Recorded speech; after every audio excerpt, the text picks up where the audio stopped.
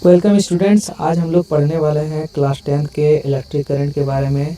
सबसे पहले हम लोग जो पढ़ेंगे इलेक्ट्रिक करंट क्या है इसके बारे में, ठीक है। तो सबसे पहले हम लोग जानते हैं कि इलेक्ट्रिक करंट क्या होता है।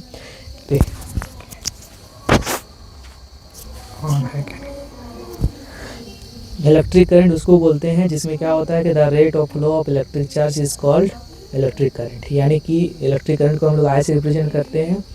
तो आई इक्वल टू क्या होगा, the rate of flow of electric charge, मतलब इलेक्ट्रिक जो चार्ज होते हैं उसको क्यू से रिप्रेजेंट किया जाता है। उसका रेट मतलब उसको टी से आप डिवाइड दे देंगे तो आप इलेक्ट्रिक करंट निकाल सकते हैं, यानी कि I equal to Q by T, ठीक है। और जैसे कि I equal to Q by T होता है तो इसका ऐसा यूनिट होता है। तो हम लोग जैसे जानते हैं कि क्यू यानी कि चार्ज, तो चार्ज का ऐसा यूनिट होता है कूलम और टाइम का ऐसा यूनिट होता है सेकेंड। तो इसका ऐसा यूनिट कूलम पर सेकेंड भी होता है। क्या होता है इसका ऐसा यूनिट, कूलम पर सेकेंड। तो कूलम पर सेकंड जो होगा वो किसके बराबर होगा, एम्पियर के बराबर होगा। उस एम्पियर को हम लोग ए से रिप्रेजेंट करते हैं, समझ में आ गया। अब ये जो इलेक्ट्रिक करंट है किसी इलेक्ट्रिक सर्किट में, जैसे कोई एक इलेक्ट्रिक सर्किट है उसमें इलेक्ट्रिक करंट का जो फ्लो का जो डायरेक्शन होगा वो किधर होगा,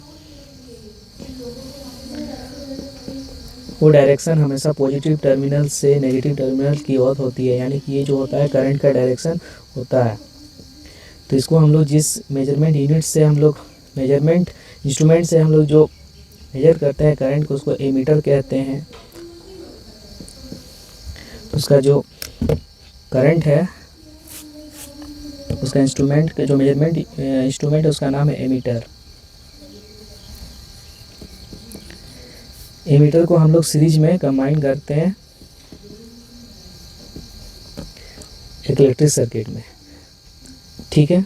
उसके बाद जो आता है इसका डायरेक्शन, इलेक्ट्रिक करंट का डायरेक्शन इलेक्ट्रॉन के ऑपोजिट डायरेक्शन में फ्लो होते हैं। यानी कि इलेक्ट्रॉन अगर इस डायरेक्शन में फ्लो हो रहे हैं तो इलेक्ट्रिक करंट उसके ऑपोजिट डायरेक्शन में फ्लो होंगे, ठीक है। तो इसका डायरेक्शन क्या होता है, करंट का डायरेक्शन जिधर मतलब प्रोटॉन का डायरेक्शन होता है, यानी कि इलेक्ट्रॉन के ऑपोजिट डायरेक्शन में उसका करंट का डायरेक्शन होता है।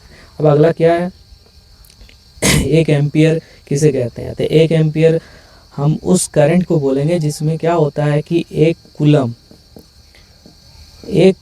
चार्ज का फ्लो अगर 1 सेकेंड में होता है तब हम उसको बोलेंगे 1 एम्पियर करंट। समझ में आ गया। अब इसमें कुछ जानकारी वाला बात ये है कि 1 मिली एम्पियर बराबर कितना होता है। तो मिली एम्पियर को हम लोग एम से मिली और ए से एम्पियर रिप्रेजेंट करते हैं। तो ये भी कभी कभी आता है, एनसीईआरटी में दिया गया है कि 1 मिली एम्पियर बराबर कितने होते हैं। तो 1 मिली एम्पियर बराबर होते हैं, मिली का मतलब होता है कभी भी 10⁻³ से मल्टीप्लाई कर देना तो वो मिली जो है एम्पियर में कन्वर्ट हो जाएंगे, क्योंकि मिली का मतलब होता है 1/1000। ये 1/1000 है, यानी कि 10⁻³ एम्पियर। उसी टाइप से एक माइक्रो एम्पियर होता है, माइक्रो के लिए सिंबल म्यू यूज़ करते हैं। और ये एम्पियर इसका मतलब हो गया 1 × 10⁻⁶ एम्पियर होता है एक माइक्रो एम्पियर बराबर।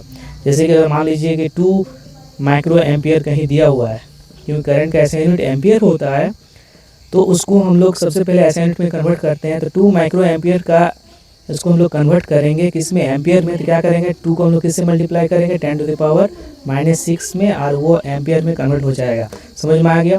जैसे और में एग्जांपल मान लीजिए कि कहीं पर अगर 5 मिली एम्पियर करंट दिया हुआ है तो इसको हम लोग कन्वर्ट करेंगे किसमें, एम्पियर में। तो अभी हम बोले ना कि 1 मिली एम्पियर बराबर 1 × 10⁻³ होता है। तो इसे 5 मिली एम्पियर बराबर क्या होगा, 5 × 10⁻³ एम्पियर होगा। समझ में आया कि नहीं आया, कैसे कन्वर्ट करते हैं। अब हम लोग कुछ क्वेश्चन लेते हैं उसके माध्यम से समझते हैं इसका न्यूमेरिकल कैसे बनेगा। मान लेते हैं कि कोई एक कंडक्टर है, उसमें 300 कूलम इलेक्ट्रिक चार्ज फ्लो होता है 5 सेकेंड में। तो इसमें पूछा जाता है कि आपका कितना करंट फ्लो हो रहा है इसमें। तो उसको निकालने के लिए हम लोग ये सिंपल सा फॉर्मूला निकालते हैं। ये कूलम किसका ऐसे यूनिट होता है, चार्ज का, यानी कि ये Q = 300 है और ये 5 सेकेंड इसका यानी कि ये टाइम है। तो T = 5 सेकेंड है। तो हम लोग क्या जानते हैं कि I = क्या होता है, Q/T। और इसमें हम लोग पुट कर देंगे 300, क्योंकि ऐसा यूनिट में है तो कोई दिक्कत नहीं, डायरेक्ट पुट कर दीजिए। और ये है 5 सेकेंड, तो ये कूलम पर सेकेंड का मतलब ही क्या होता है, एम्पियर होता है। यानी कि ऐसा यूनिट पे ये है तो हमको इसको कन्वर्शन करने का कोई ज़रूरत नहीं है। तो डायरेक्ट आप इसको इससे काट दीजिए, कितना आएगा, 60 आएगा। यानी कि 60 एम्पियर आपका आंसर होगा। ठीक है, समझ में आया।